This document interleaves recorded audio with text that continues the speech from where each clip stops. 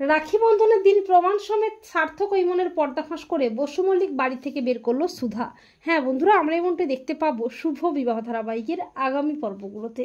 সার্থক ইমনের পিছু পিছু আশ্রমে গিয়ে তেজ ও সুধা জানতে পারে ইমন ও সার্থক পোলোকে অনাথ আশ্রম থেকেই এনেছে সম্পত্তি হাতানোর জন্য। এরপর জ্যোৎস্না পোলোকেই পিকলু বলে আঁকড়ে ধরে, আর ইমন ও সার্থক জ্যোৎস্নাকে বাড়ি থেকে তাড়ানোর জন্য উঠে পড়ে লাগে। আর সুধা চালাকি করে অফিসার আশুতোষকে নিয়ে সেই আশ্রমে গিয়ে জানতে পারে ইমন ও সার্থক পোলোকে আশ্রম থেকেই নিয়ে গেছে। সুধা বলে রাখি বন্ধনের দিনই ইমন ও সার্থকের আসল চেহারা সবার সামনে এনে ওদের বাড়ি থেকে বের করব।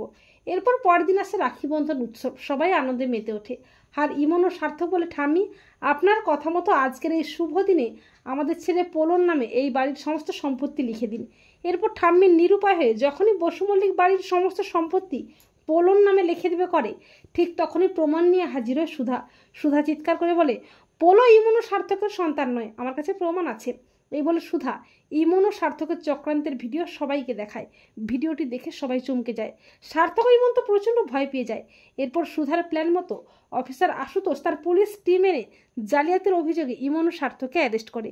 তো বন্ধুরা, তোমরাও এটাই চাও তো যে রাখি বন্ধনের দিন প্রমাণ সমেত সার্থক ও ইমনের পর্দাফাঁস করে বসু মল্লিক বাড়ি থেকে জন্য ঘাট ধাক্কা দেয় সুধা?